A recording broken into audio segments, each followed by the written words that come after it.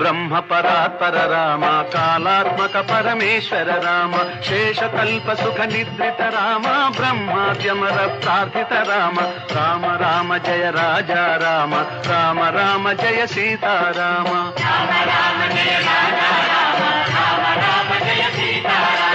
భయహర మంగళ దశరథ రామ జయ జయ మంగళ సీతారామ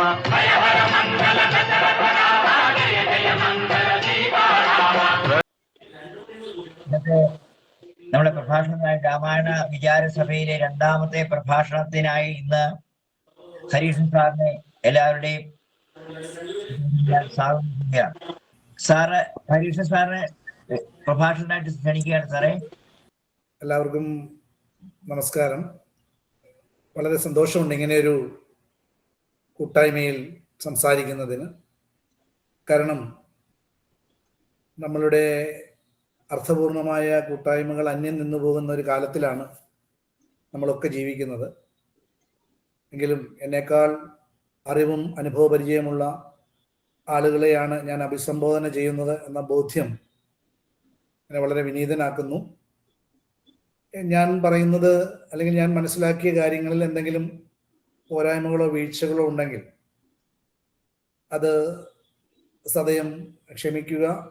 ചൂണ്ടിക്കാണിച്ചാൽ അത്തരം പോരായ്മകൾ തിരുത്താൻ തയ്യാറാണ്. കാരണം രാമായണത്തെക്കുറിച്ചൊരു അവസാന വാക്ക് പറയേണ്ട ഒരാളല്ല ഞാൻ. ഞാൻ ആയിട്ടില്ല എന്ന ബോധ്യം എനിക്കുണ്ട്. എങ്കിലും കഴിഞ്ഞ ചെറിയ കാലം കൊണ്ട് രാമായണം എന്ന മഹത്കൃതിയെ മനസ്സിലാക്കാൻ ശ്രമിച്ചതിൽ നിന്നുള്ള ചില കാര്യങ്ങൾ പങ്കുവെക്കാനാണ് ഞാൻ ശ്രമിക്കുന്നത്. ഈ അർത്ഥപൂർണമായ കൂട്ടായ്മ തുടരട്ടെ എന്നും ഇതിനായി എന്നെ നിയോഗിച്ചതിലുള്ള ആത്മാർത്ഥമായ സ്നേഹം വിനോദ് സാറിനോടും ശ്രീനിവാസ സാറിനോടും ഒക്കെ ആദ്യം തന്നെ പങ്കുവെച്ചുകൊണ്ട് നമുക്ക് ആരംഭിക്കാം. നമ്മുടെ വിഷയം ഡിജിറ്റൽ കാലത്തെ രാമായണം എന്നുള്ളതാണ്. ഡിജിറ്റൽ കാലമായതുകൊണ്ട് തന്നെയാണ് ഒരുപക്ഷെ നമുക്ക് ഇങ്ങനെ ഇരിക്കാനും കാണാനും കഴിയുന്നത് എന്നുള്ളതാണ് മറ്റൊരു പ്രധാനപ്പെട്ട കാര്യമായി എനിക്ക് തോന്നുന്നത്. എന്തായാലും രാമായണം എന്ന മഹാഗ്രന്ഥത്തെ പുതിയ കാലത്തിൻ്റെ വെളിച്ചത്തിൽ നമുക്ക് എങ്ങനെ നോക്കിക്കാണാം എന്ന ഒരു അന്വേഷണമാണ് നമ്മളിവിടെ നടത്താൻ ശ്രമിക്കുന്നത്. സോഷ്യൽ മീഡിയയുടെ വർദ്ധിച്ച ഒരു ഉപയോഗം, അത് സോഷ്യൽ മീഡിയ എന്നുള്ളത് ആത്മപ്രകാശനത്തിന്റെ ഒരു വേദിയായി നമ്മളെല്ലാവരും കണ്ടുകൊണ്ടിരിക്കും. അത് മാത്രമല്ല, ആത്മപ്രകാശനത്തിനുള്ള വേദി എന്ന് പറയുമ്പോൾ അത് ആത്മപ്രകാശനത്തിലുള്ള ഒരേ ഒരു വേദിയാണ് എന്നുള്ള രീതിയിൽ പ്രത്യേകിച്ച് പുതിയ തലമുറയിലെ കുട്ടികൾ കാണുമ്പോഴുണ്ടാകുന്ന ഒരു വലിയ പ്രശ്നം നമുക്ക് ആർക്കും നിരാകരിക്കാൻ കഴിയുന്ന ഒന്നല്ല. ആ ഒരു പശ്ചാത്തലത്തിൽ കൂടിയാണ് നമ്മൾ രാമായണത്തെ പരിശോധിക്കാൻ ശ്രമിക്കുന്നത്. ചെറിയ കാര്യങ്ങളിൽ സന്തോഷിക്കുകയും അതുപോലെ തന്നെ ചെറിയ കാര്യങ്ങളിൽ സങ്കടപ്പെടുകയും ചെയ്യുന്ന ആളുകളാണ്. പുതിയ കാലത്ത് സാമൂഹ്യ ബന്ധങ്ങൾ കുറഞ്ഞുകൊണ്ടിരിക്കുകയും ഒറ്റ തുരുത്തുകളിലായി മനുഷ്യൻ മാറിക്കൊണ്ടിരിക്കുകയും ചെയ്യുന്ന രാമായണത്തിന്റെ പ്രസക്തി എന്താണ് എന്നുള്ളത് വളരെ പ്രധാനപ്പെട്ട ഒരു കാര്യം. മാറ്റമില്ലാത്തതിനെയാണ് ഒരു കാലത്ത് സംസ്കാരം എന്ന് പറഞ്ഞത്. പഠിച്ചു മറന്നതെന്തോ എന്നിട്ടും മറക്കാത്തത് എന്നാണ് മഹാകവി ജി ശങ്കരക്കുറുപ്പ് സംസ്കാരത്തെ നിർവചിച്ചത്. കാരണം നമ്മളോട് ജീവിതത്തിന്റെ കൊച്ചു കാലം മുതൽ പല പല സന്ദർഭങ്ങളിലൂടെ ഞാനും നിങ്ങളും മനസ്സിലാക്കിയ കാര്യങ്ങൾ ജീവിതത്തിന്റെ മറ്റ് സന്ദർഭങ്ങളിൽ നമ്മൾ പ്രയോഗിക്കുമ്പോഴാണ് അത് സംസ്കാരമായി മനസ്സിലാക്കപ്പെടുക. കൊച്ചുനാളിൽ മുതിർന്ന ഒരാളിനെ നമ്മൾ ചവിട്ടുകയോ മറ്റോ ചെയ്യുമ്പോൾ വീട്ടിലെ ആളുകൾ പറഞ്ഞു തരും. മുതിർന്ന ആളുകൾ, മുത്തച്ഛനോ മുത്തശ്ശിയോ അച്ഛനോ അമ്മയോ പറയും, പ്രായമുള്ളവരെ ചവിട്ടാൻ പാടില്ല. അപ്പൊ നമ്മൾ പിന്നീട് ഏതെങ്കിലുമൊക്കെ സന്ദർഭത്തിൽ അവിചാരിതമായി അങ്ങനെ സംഭവിക്കുമ്പോൾ നമ്മൾ തൊട്ടിൽ കണ്ണി വെക്കുകയോ ഒക്കെ ചെയ്യും. ഈ സാംസ്കാരിക പരിസരം പുതിയ കാലത്ത് മാറുകയാണ് എന്നുള്ളതാണ് പ്രധാനപ്പെട്ട ഒരു കാര്യം. സംസ്കാരവും മാറ്റത്തിന് വിധേയമായിക്കൊണ്ടിരിക്കുന്ന ഒരു കാലത്തിലാണ് നമ്മൾ ജീവിക്കുന്നത്. നമുക്കറിയാം, നമ്മുടെ കുട്ടികളോട് അല്ലെങ്കിൽ നമ്മുടെ വിദ്യാലയ പരിസരങ്ങളൊക്കെ വല്ലാതെ മാറിക്കൊണ്ടിരിക്കുന്ന ഒരു കാലത്തിലാണ് എന്നെ പോലെയുള്ള ആളുകൾ വിദ്യാർത്ഥി സമൂഹത്തെ അഭിസംബോധന ചെയ്യുന്നത്. നമ്മളിന്ന് ഇപ്പോൾ നമ്മളുടെയൊക്കെ ചെറുപ്പകാലത്ത് കുട്ടികളെ പഠിപ്പിക്കുന്നതിന് അല്ലെങ്കിൽ പേരൻസിന് ട്രെയിനിങ് ആവശ്യമാണോ? PTA പോലും അങ്ങനെ നമ്മുടെയൊക്കെ ചെറുപ്പകാലത്ത് അച്ഛനമ്മമാർ വരുന്ന കുറവായിരുന്നു. പക്ഷെ ഇപ്പോൾ പേരന്റിങ് എന്ന് പറയുന്ന വലിയൊരു വിഷയമായി വിദ്യാഭ്യാസത്തിൽ ആഗോള വ്യാപകമായിട്ട് പേരന്റിങ് ഒരു വിഷയമായി മാറുകയും. ഇപ്പൊ പലരും ആദ്യകാലങ്ങളിലൊക്കെ ചോദിച്ചിരുന്നു, കുട്ടികളെ വളർത്താൻ പരിശീലനം ആവശ്യമാണ്. തീർച്ചയായും നമുക്ക് ആവശ്യമായി വരുന്നു എന്നുള്ളതാണ്. കാരണം ടെക്നോളജി ഉപയോഗിക്കുന്ന ലോകത്തിലെ ഒരേ ഒരു ജീവി മനുഷ്യനാണ് എന്നുള്ളതാണ് അതിന് കാരണം. മറ്റ് ജീവജാലങ്ങളിൽ നിന്ന് വ്യത്യസ്തമായ ഒരു പശുവോ ഒരു കോഴിയോ ഒക്കെ, പശു 50 വർഷം മുമ്പ് എങ്ങനെയാണോ തൻ്റെ കുഞ്ഞിനെ പ്രസവിച്ച് പാലൂട്ടി വളർത്തി. അതുപോലെ തന്നെയാണ് പശു ഇപ്പോഴും ചെയ്യുന്നത്. പക്ഷെ മനുഷ്യന്റെ കാര്യത്തിൽ വളരെ വ്യത്യാസമുണ്ട്. അപ്പൊ മലയാളത്തിലെ വളരെ പ്രമുഖരായ പല ചിന്തകന്മാരും അഭിപ്രായപ്പെട്ടിട്ടുണ്ട്, മനുഷ്യൻ ഇന്ന് നേരിടുന്ന പ്രശ്നങ്ങളുടെ ഏറ്റവും പ്രധാനപ്പെട്ട കാരണം ടെക്നോളജിയും ധാർമ്മിക ബോധവും തമ്മിലുള്ള അന്തരമാണ്. ടെക്നോളജി വളരുന്ന അനുസരിച്ച് നമ്മുടെ മൂല്യബോധം സെറ്റിൽ ചെയ്യേണ്ടതായിട്ടുണ്ട്. ടെക്നോളജിയെ എനിക്കോ നിങ്ങൾക്കോ നമുക്ക് നിരാകരിക്കാൻ കഴിയില്ല. ഇപ്പൊ വിദ്യാർത്ഥികളോട് സ്കൂളിൽ ഫോൺ കൊണ്ടുവരണ്ട എന്ന് പറയുമ്പോൾ അവർ മറ്റു തരത്തിൽ അത് വിളിച്ച് ഉപയോഗിക്കാനോ രഹസ്യമായി ഉപയോഗിക്കാനോ ഒക്കെയുള്ള നിരന്തരമായ ശ്രമങ്ങൾ നടത്തിക്കൊണ്ടിരിക്കുകയാണ്. ഇപ്പൊ ടെക്നോളജി മാറുന്നതനുസരിച്ച് നമ്മുടെ മൂല്യബോധത്തെ രൂപപ്പെടുത്തുന്നതിൽ നമ്മൾ പരാജയപ്പെടുന്നു എന്നുള്ളിടത്താണ്. അല്ല ടെക്നോളജിയുടെ ഒരു കുഴപ്പമല്ല.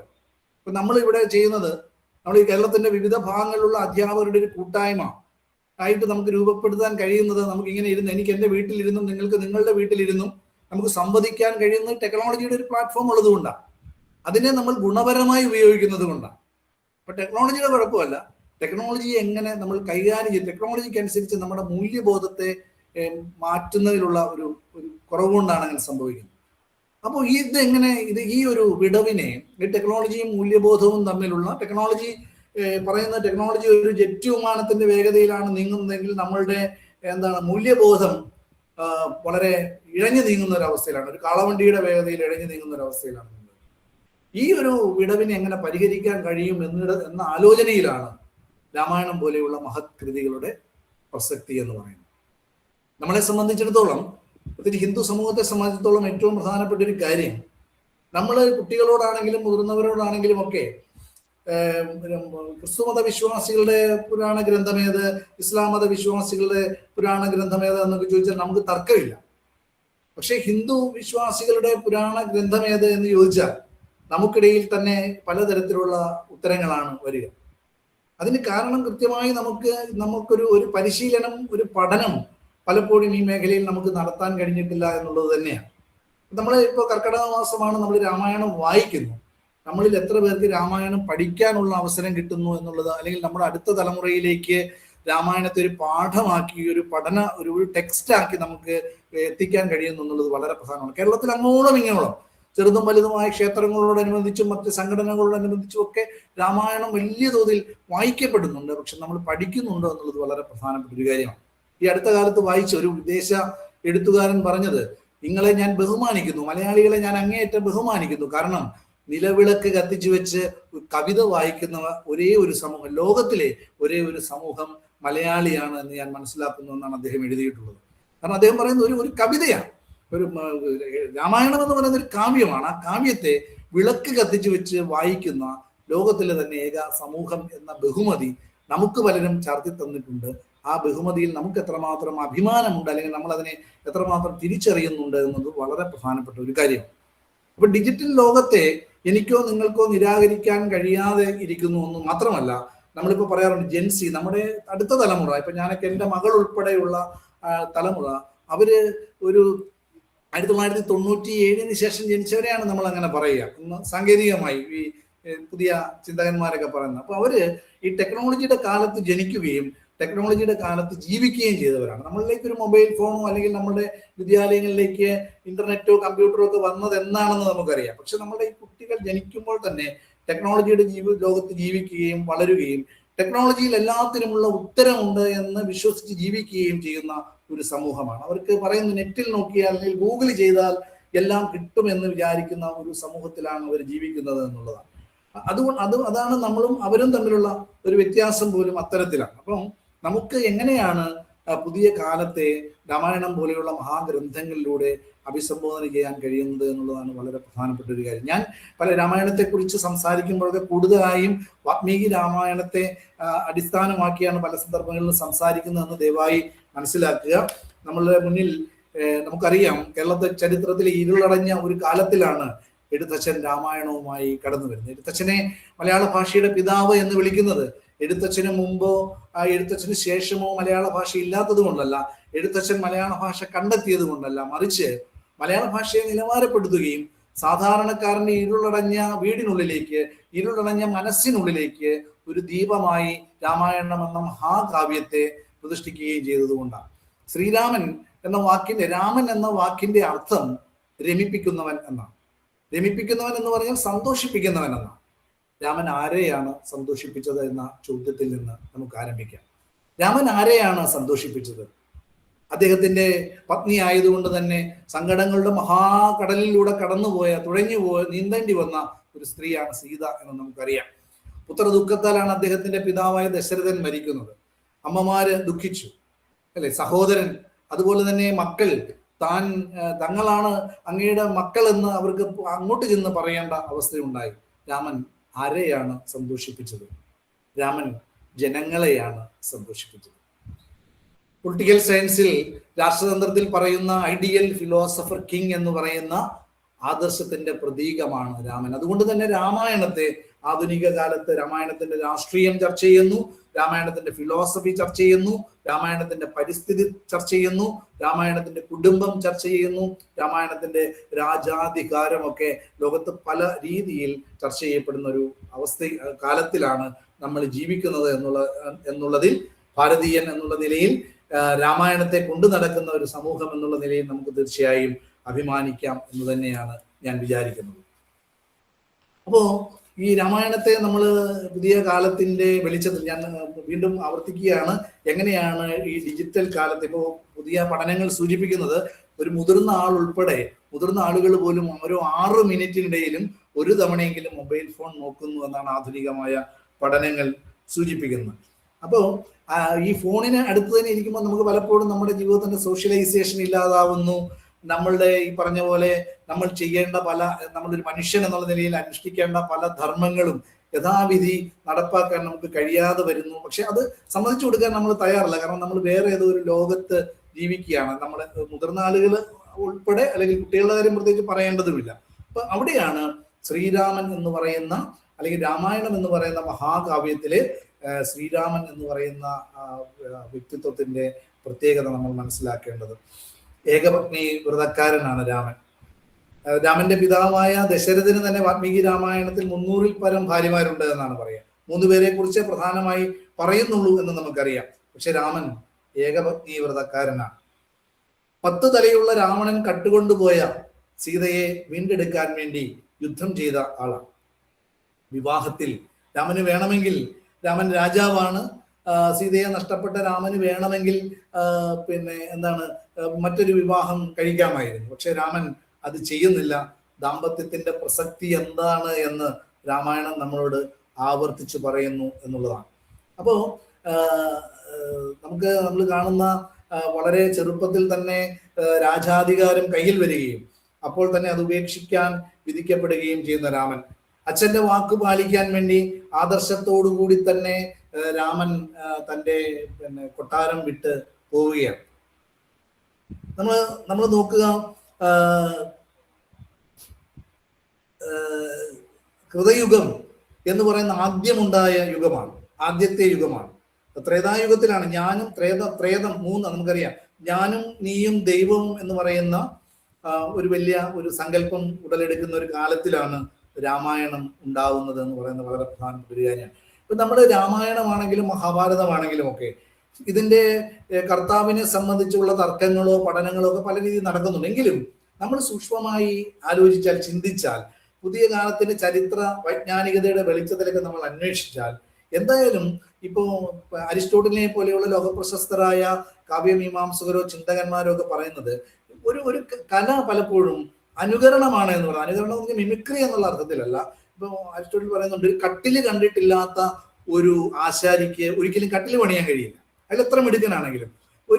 നല്ലൊരു ചിത്രകാരനാണെന്ന് വിചാരിക്കുക ഒരാൾ, പക്ഷെ അയാൾ കണ്ടിട്ടില്ലാത്ത ഒരു പൂവിന്റെ പേര് പറഞ്ഞാൽ, ഇപ്പൊ റോസപ്പൂ എന്ന് പറഞ്ഞാൽ അയാൾ വരയ്ക്കും, ചെമ്പരത്തി എന്ന് പറഞ്ഞാൽ അയാൾ വരയ്ക്കും. പക്ഷെ അയാൾ കണ്ടിട്ടില്ലാത്ത ആഫ്രിക്കൻ വനാന്തരങ്ങളിൽ വളരുന്ന ഒരു പൂവിന്റെ പേര് നമ്മൾ പറഞ്ഞാൽ അയാൾക്ക് ഒരിക്കലും വരയ്ക്കാൻ കഴിയില്ല. അയാൾ കഴിവില്ലാത്ത ആളായോണ്ടല്ല. അപ്പൊ ഞാൻ ഇത് പറയാൻ കാര്യം, ഈ രാമായണം നമ്മൾ പറയുന്ന അയോധ്യ എന്ന സ്ഥലം അല്ലെ, അവിടുത്തെ കൊട്ടാരം. അപ്പൊ ഞാൻ അയോധ്യയിൽ പോയിട്ടുണ്ട്, നമ്മളിൽ പലരും പോയിട്ടുള്ളവരുണ്ടാവാം. ഞാൻ പുതിയ അയോധ്യയെ കുറിച്ചല്ല പറയുന്നത്.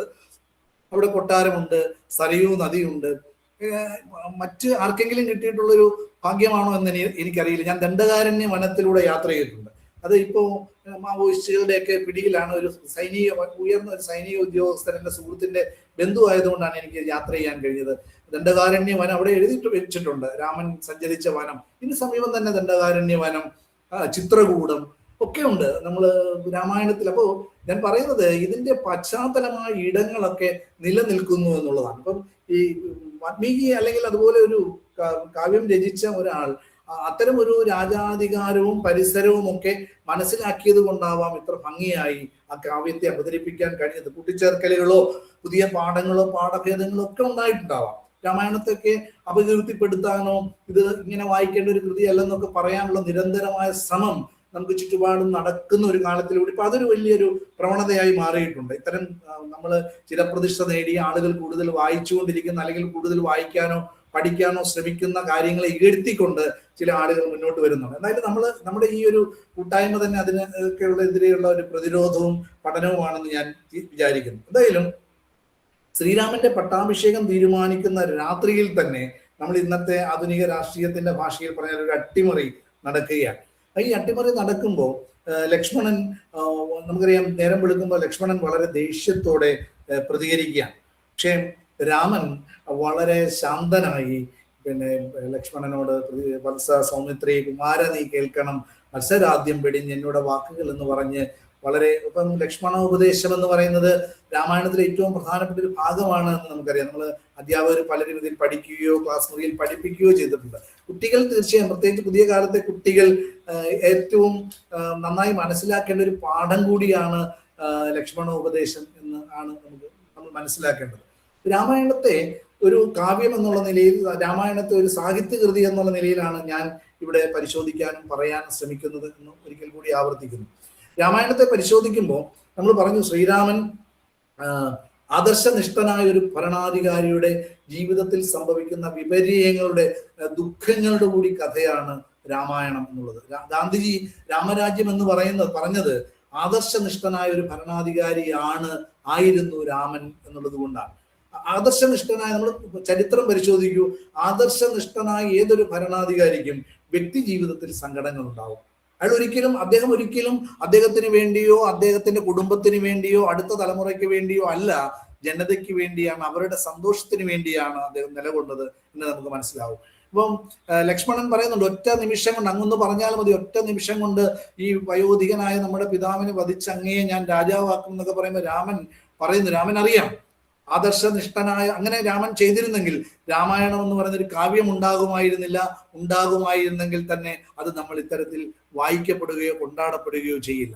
ലോകം എപ്പോഴും എത്രമാത്രം മലീമസമായ അവസ്ഥകളിലൂടെ ലോകം കടന്നു പോകുമ്പോഴും ലോകത്തിന്റെ പ്രതീക്ഷ ആദർശം നിലനിർത്തിയ മനുഷ്യരെയും ആദർശം നിലനിർത്തിയ ജീവിതത്തിലുമാണ് നമുക്ക് പ്രതീക്ഷ. നമുക്ക് മുമ്പേ ഇങ്ങനെ ചില ആളുകൾ കടന്നുപോയി എന്നുള്ളൊരു വിശ്വാസത്തിലാണ് ലോകം എത്ര മാറിയാലും എത്ര അപകടം നിറഞ്ഞതായാലും നമ്മളെപ്പോലുള്ള ആളുകളെ മുന്നോട്ട് നയിക്കുന്നത്. ഈ കർക്കിടകമെന്നും കർക്കിടകത്തിലെ പഞ്ഞമെന്നും കർക്കിടകത്തിലെ ദുരിതമെന്നും ഒക്കെ നമ്മൾ പറയുന്നത് ഇന്നത്തെ കാലത്ത് എന്ത് പ്രസക്തിയാണ് എന്ന് നമ്മൾ ആലോചിച്ചാലും നമ്മുടെ ജീവിതത്തിന്റെ പുതിയ കാലത്ത് നമ്മുടെ ജീവിതത്തിന്റെ സമസ്ത മേഖലകളിലും പലതരത്തിലുള്ള ദുരിതങ്ങളും ദുരന്തങ്ങളും വന്നുകൊണ്ടിരിക്കുന്ന ഒരു കാലത്തിലൂടെയാണ് ഞാൻ നിങ്ങളും കടന്നു പോകുന്നത്. ഉപരിപ്ലവമായി ഭൗതികമായി നമുക്ക് ഒത്തിരി നേട്ടങ്ങളും സന്തോഷങ്ങളും എല്ലാം നമുക്ക് ഉണ്ടാക്കാൻ കഴിഞ്ഞിട്ടുണ്ട് പഴയ കാലത്തിൽ നിന്ന് വ്യത്യസ്തമായി. പക്ഷെ ആന്തരികമായ സൗഖ്യം പഴയതുപോലെ നമുക്ക് നിലനിർത്താൻ കഴിയുന്നുണ്ടോ എന്നുള്ളത് വളരെ പ്രധാനപ്പെട്ട ഒരു കാര്യമാണ്. അതുകൊണ്ടാണല്ലോ കുറ്റകൃത്യങ്ങളുടെ എണ്ണവും ലഹരിയുടെ ഉപയോഗവും ആത്മഹത്യയുടെ എണ്ണവും ഒക്കെ കൂടുന്നത്. ഇത്രയും പുരോഗമനവും വിദ്യാഭ്യാസവും ഒക്കെ അവകാശപ്പെടാൻ കഴിയുന്ന ഒരു സമൂഹത്തിൽ, അല്ലെ, ഒരു കപ്പൽ കടലിടുക്കിൽ പെട്ടുപോയാൽ നമ്മുടെ അടുക്കളയിലെ ആഹാരത്തിന്റെ മെനു കുറഞ്ഞു പോകാൻ സാധ്യതയുള്ള ഒരു കാലത്തിലാണ് ഈ പുരോഗമനം പറയുന്ന ശാസ്ത്രം ഇത്രയും വളർന്ന ഒരു കാലത്ത് നമ്മൾ ജീവിക്കുന്നത് എന്നുള്ളതാണ്, അല്ലെ. പ്രകൃതി പിന്നെ ഇടിച്ചുകുത്തി മഴ പെയ്യേണ്ട ഒരു സമയത്ത് നമ്മൾ വളരെ, അല്ലെ, ഇപ്പൊ ഈ കർക്കിടക മാസത്തിൽ നമ്മൾ ഇന്നൊക്കെ എന്തൊരു ചൂടായിരുന്നു. അപ്പം നമുക്ക് ഈ പ്രകൃതിയെയും അല്ലെങ്കിൽ നമ്മുടെ ജീവിതത്തിന്റെ ഭൗതികതയും ഒക്കെ വേണ്ട വിധം മനസ്സിലാക്കാനോ നമ്മൾ അതിൽ ആശങ്കപ്പെട്ടുകൊണ്ടോ ഇരിക്കുന്ന ഒരു കാലത്തിലാണ് നമ്മൾ ജീവിക്കുന്നത് എന്നുള്ളത് വളരെ പ്രധാനപ്പെട്ട ഒരു കാര്യമാണ്. അവിടെ ആണ് ആദർശനിഷ്ഠരായ ആളുകളുടെ ജീവിതം പ്രസക്തമായി തീരുന്നത് എന്നുള്ളതാണ്. അപ്പൊ അതിലൊക്കെയാണ് ഞാൻ വീണ്ടും വരുന്നത്. അപ്പൊ രാമായണത്തിൽ ഈ ലക്ഷ്മണൻ അങ്ങനെ പറയുമ്പോൾ ലക്ഷ്മണനെ സമാശ്വസിപ്പിച്ചുകൊണ്ട് ശ്രീരാമൻ തന്റെ ആദർശത്തെ വെളിവാക്കുകയാണ്. രാമായണം സൂക്ഷ്മമായി നമ്മൾ വായിക്കുമ്പോൾ നമ്മൾ പറയാറുണ്ട് പലരും, രാമായണം രാമന്റെ യാത്ര മാത്രമല്ല, രാമന്റെ അയനം മാത്രമല്ല. ഈ നമ്മൾ പറയാം സെൽഫ് മെയ്ഡ് മാൻ, അങ്ങനെ ഒരാൾ, അങ്ങനെ ആരെങ്കിലും അവകാശപ്പെട്ടാൽ അത് ഒരു പരിധി വരെ അഹങ്കാരമാണ് എന്ന് നമുക്ക് പറയാൻ കഴിയും. നമ്മളൊക്കെ ഇവിടെ കൂടിയിരിക്കുന്ന 50-60 പേരുടെ ജീവിതം നമ്മൾ എടുത്താൽ നമുക്ക് ആർക്കെങ്കിലും ഒക്കെ അങ്ങനെ അവകാശപ്പെടുന്നെങ്കിലും എനിക്ക് തോന്നുന്നില്ല നമ്മളൊക്കെ തന്നെ ആരുടെയൊക്കെയോ വ്യക്തികളുടെയോ പ്രസ്ഥാനങ്ങളുടെയോ ഒക്കെ സമൂഹങ്ങളുടെയോ ഒക്കെ സഹായത്താൽ രൂപാന്തരപ്പെട്ടു വന്ന മനുഷ്യർ തന്നെയാണ്. രാമായണം തീർച്ചയായും രാമന്റെ മാത്രം യാത്രയല്ല, അത് സീതയുടെ കൂടി യാത്രയാണ്. സ്വാമി വിവേകാനന്ദൻ പറയുന്നുണ്ട്, ശ്രീരാമനെ പോലെ ചില ആളുകളെ ഇനിയും നമുക്ക് കണ്ടെത്താൻ കഴിഞ്ഞേക്കാം, പക്ഷെ സീതയെ പോലെ ഒരു സ്ത്രീയെ നമുക്ക് കണ്ടെത്താൻ കഴിയില്ല. പക്ഷെ രാമൻ പറയുന്നത് തിരിച്ചാണ്. രാമൻ അവസാനം ലക്ഷ്മണനോട് പറയുന്നുണ്ട്, പിന്നെ സീതയെ പോലെ ഒരു സ്ത്രീയെ എനിക്ക് ചിലപ്പോൾ കണ്ടെത്താൻ കഴിഞ്ഞെന്ന് വന്നേക്കാം, പക്ഷെ നിന്നെപ്പോലെ ഒരു അനുജനെ എനിക്ക് കണ്ടെത്താൻ ഒരിക്കലും കഴിയില്ല എന്നാണ് രാമൻ പറയുന്നത്. രാമായണം രാമന്റെയോ സീതയുടെയോ മാത്രം കഥയല്ല, ലക്ഷ്മണന്റെ കൂടി കഥയാണ് എന്ന് നമ്മൾ ഓർക്കേണ്ടതുണ്ട്. വളരെ പ്രധാനപ്പെട്ട ഒരാളാണ് ലക്ഷ്മണൻ എന്നുള്ളതാണ്. ത്യാഗങ്ങളാണ്, ഭോഗങ്ങളല്ല, ത്യാഗങ്ങളാണ് ജീവിതത്തിന് അർത്ഥമുണ്ടാക്കുന്നത് എന്ന് പഠിപ്പിക്കുകയാണ് ലക്ഷ്മണന്റെ ജീവിതം.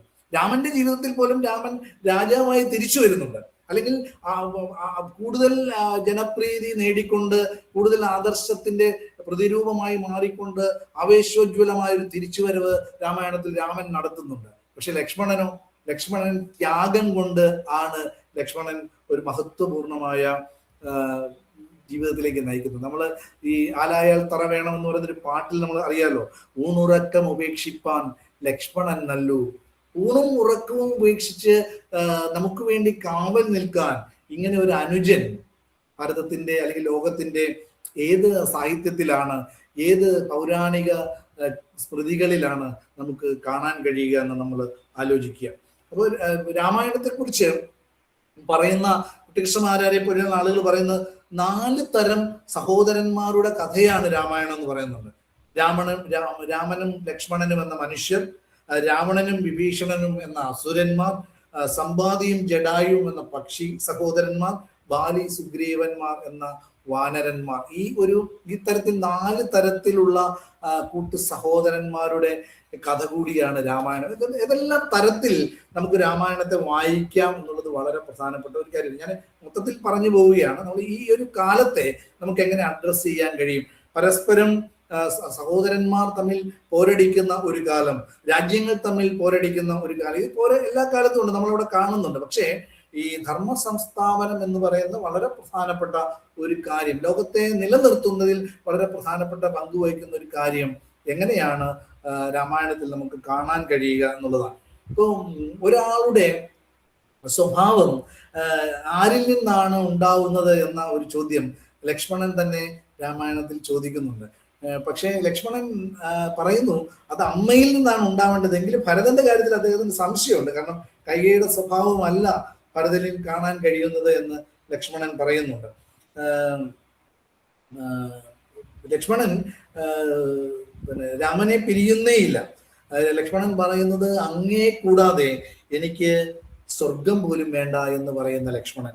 പക്ഷേ രാമന് 17 വയസ്സുകാലത്ത് രാമൻ വനവാസത്തിന് പോകുന്ന സമയത്ത് പിന്നെ സീത ധർമ്മഭക്തിയാണ്.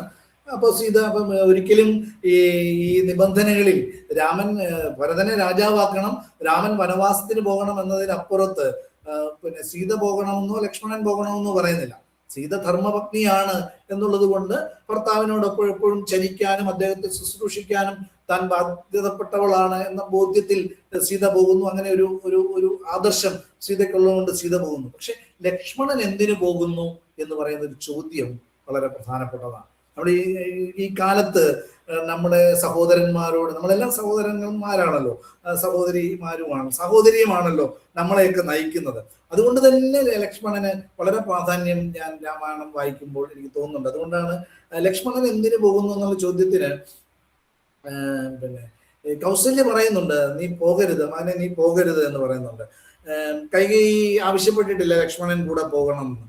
പക്ഷേ ലക്ഷ്മണൻ കൂടെ പോകുമ്പോൾ അമ്മ സുമിത്ര ലക്ഷ്മണനെ തടയുന്നില്ല എന്നുള്ളത് വളരെ പ്രധാനപ്പെട്ട ഒരു കാര്യമാണ്.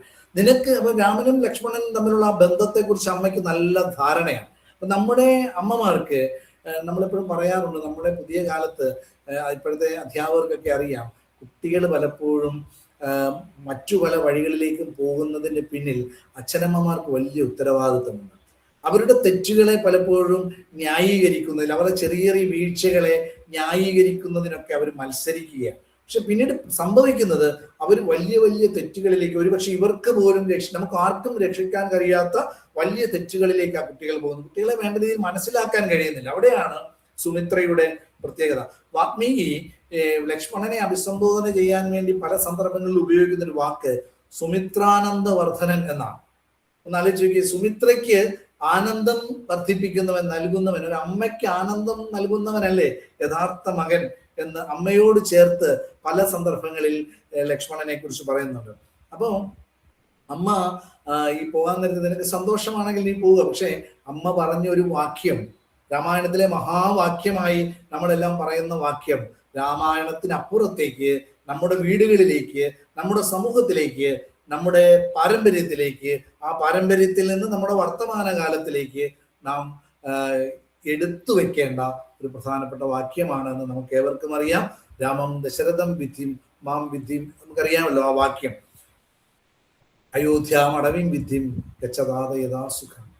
നീ സുഖമായി പോയി വരിക, നീ രാമനെ ദശരഥനായി കാണുക, സീതയെ നിന്റെ അമ്മയായി കാണുക, അല്ലെ? അയോധ്യയെ, വനത്തെ, കാടിനെ നീ അയോധ്യയായി കാണുക.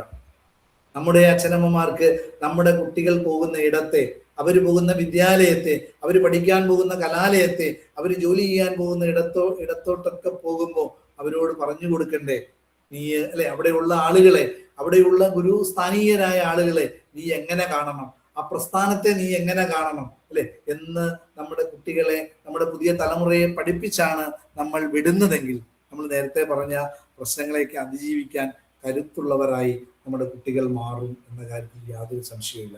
പക്ഷെ അങ്ങനെ ആയിട്ട് പോലും ലക്ഷ്മണൻ, നമുക്കറിയാം, രാവണൻ മാരീചനെ ഉപയോഗിച്ച് രാമനെ മാറ്റാൻ ശ്രമിക്കുന്ന സന്ദർഭത്തിൽ സീത രാമനെ, നമ്മൾ ഇവിടെ എല്ലാവരും, ഞാൻ ആ കഥകളിലേക്ക് പോകുന്നില്ല, എല്ലാവരും ഇത്തരം കാര്യങ്ങളിൽ എന്നേക്കാൾ അറിവുള്ളവരാണ് എന്നുള്ളത് കൊണ്ട് സൂചനകളിലൂടെ മാത്രം, എന്ന് ഞാൻ പുതിയ കാര്യങ്ങളൊന്നും പറയുന്നില്ല, ചില കാര്യങ്ങൾ ഓർമ്മിപ്പിക്കുകയോ മാത്രമേ ചെയ്യുന്നുള്ളൂ.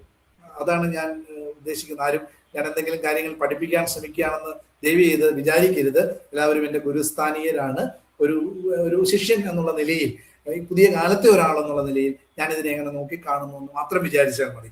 അപ്പോൾ ഇങ്ങനെ ഒക്കെയുള്ള ലക്ഷ്മണൻ, സീത ആ സമയത്ത് എന്താണ് ലക്ഷ്മണാരൊക്കെ പറഞ്ഞ സീതയുടെ ഒരു ഗുരുത്തക്കേടാണ് എന്ന് പറയുന്നുണ്ട്. കാരണം ലക്ഷ്മണനോട് എന്താണ് സീത പറഞ്ഞത് എന്ന്, അല്ലെ, ഇദ്ദേഹം രാമൻ അപകടപ്പെട്ട് കഴിയുമ്പോൾ എന്നെ സ്വന്തമാക്കാൻ വേണ്ടി, അല്ലേ, നിന്റെ തോന്നലാണ് നീ അങ്ങോട്ടേക്ക് പോകാത്തത് എന്ന് പറയുമ്പോൾ ലക്ഷ്മണൻ ചെവി പൊത്തിക്കൊണ്ട്, അല്ലയോ ദിക്കുകളെ, അല്ലയോ കാനനമേ, നീ ഇത് കേൾക്കുന്നില്ലേ എന്ന് മാത്രം പറഞ്ഞ് സീതയോട് തിരിച്ചൊന്നും പറയാതെ ലക്ഷ്മണൻ അവിടുന്ന് പോവുകയാണ്.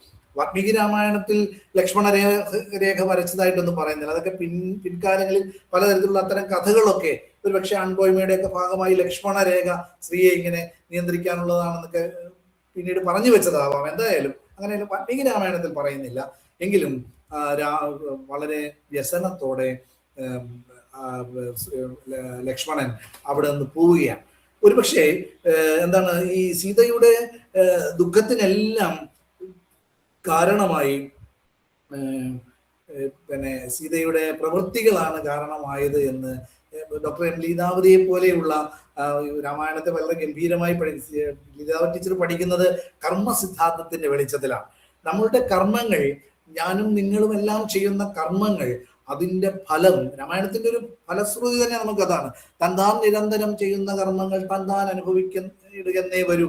വാൽമീകിയെ കുറിച്ച് തന്നെ പറയുന്ന, അദ്ദേഹത്തിന്റെ തന്നെ ജീവിതത്തിന്റെ ഒരു പ്രതിഫലനമായി നമ്മൾ കേൾക്കുന്ന വരിയാണ്. ഒരു കർമ്മഫലം അനുഭവിക്കേണ്ട ഒരു അവസ്ഥ നമ്മളുടെയൊക്കെ ജീവിതത്തിൽ ഉണ്ടാകും എന്ന് പറയുന്ന വലിയൊരു പാഠം രാമായണം പറയുന്നുണ്ട്. ഇത്ര ആദർശധീരയായ ഒരു വനിതയായിട്ട് പോലും സീതയുടെ ഉള്ളിലെ സ്ത്രീ എന്നുള്ള തലത്തിലോ അല്ലെങ്കിൽ ആ സമയത്ത് ഭർത്താവിനോടുണ്ടായ പ്രത്യേകിച്ച് സ്വാർത്ഥമായ ചിന്തകളോ ഒക്കെ ആവാം അങ്ങനെ പറയാൻ പ്രേരിപ്പിച്ചത്. അപ്പോൾ അതുവരെ ഉണ്ടായിരുന്ന, അല്ലെങ്കിൽ അതിന് സീത പിന്നീട് ഒരു സന്ദർഭത്തിൽ ലക്ഷ്മണനോട് അതിന് ക്ഷമയൊക്കെ പറയുന്നുണ്ട്. എന്തായാലും അത്തരത്തിൽ പിന്നെ സീതയുടെ ആ ഒരു വ്യക്തിത്വം ആ സമയത്ത് എന്താണ് ആ പ്രവൃത്തി അല്പം താഴ്ന്ന നിലയിലേക്ക് പോയത് തീർച്ചയായും രാമായണത്തെ മറ്റൊരു തരത്തിലേക്ക്, ആ കഥയെ മറ്റൊരു തരത്തിലേക്ക് മാറ്റി തീർക്കുകയാണ്. അപ്പൊ നമ്മുടെയൊക്കെ ജീവിതത്തിൽ ഇപ്പൊ ഇത്രയും ആദർശ നിഷ്ഠയായ സീതയുടെ ജീവിതത്തിൽ പോലും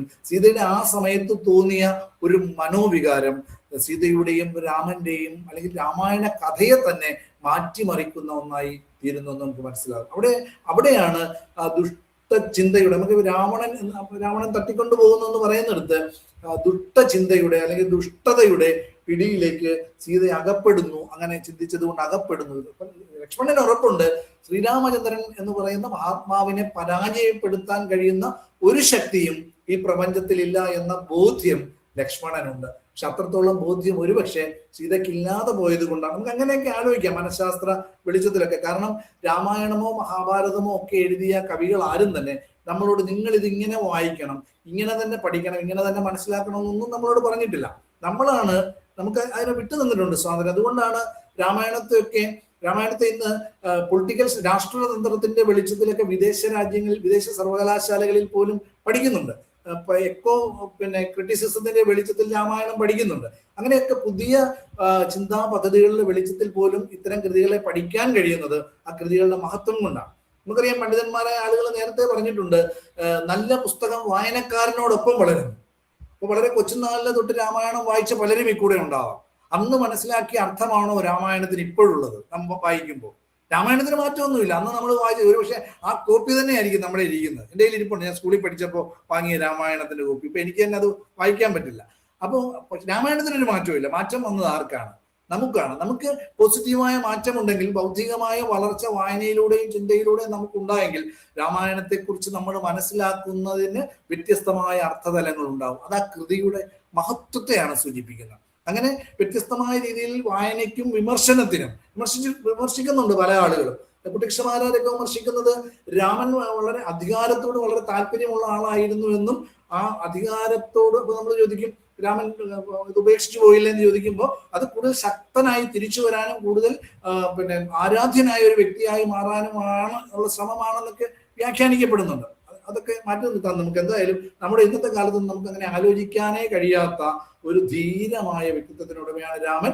അതോടൊപ്പം ചേർന്ന് നിൽക്കുന്ന ആളാണ് സീത. പക്ഷെ ആ സീതയ്ക്ക് പോലും നമ്മൾ പറയുന്നു എന്താണ് ഇങ്ങനെ ഒരു പ്രത്യേക സന്ദർഭത്തിൽ അങ്ങനെ ചിന്തിക്കേണ്ടി വന്നു എന്ന് പറയുന്നത് ആ രാമായണത്തിന്റെ കഥയെ ഞാൻ അതാണ് പറഞ്ഞത് മാറ്റിമറിക്കുന്നതിന് കാരണമാകുന്നു. എന്തായാലും നമ്മൾ പിന്നീട് കാണുന്നത് സീതയുമായി പുഷ്പവിമാനത്തിൽ രാവണൻ പോകുമ്പോൾ ജടായു തടയുന്നുണ്ട്. ജടായുവിന് അതിനെ തടയാൻ പൂർണ്ണമായി ജടായു പരാജയപ്പെടുകയാണെന്ന് നമുക്കറിയാം. സീത ആഭരണങ്ങൾ താഴേക്കിടുന്നു. താഴേക്കിട്ട് ആഭരണങ്ങൾ വാനരന്മാർ എടുത്തുകൊണ്ട് വന്ന് രാമന്റെ കയ്യിൽ കൊടുക്കുമ്പോൾ രാമൻ ലക്ഷ്മണനോട് പറയുന്നുണ്ട്, ലക്ഷ്മണ, സങ്കടം കൊണ്ട് എൻ്റെ കണ്ണുകൾ നിറഞ്ഞു കവിയുന്നത് കൊണ്ട് എനിക്ക് ഈ ആഭരണങ്ങളെ തിരിച്ചറിയാൻ കഴിയുന്നില്ല. അതുകൊണ്ട്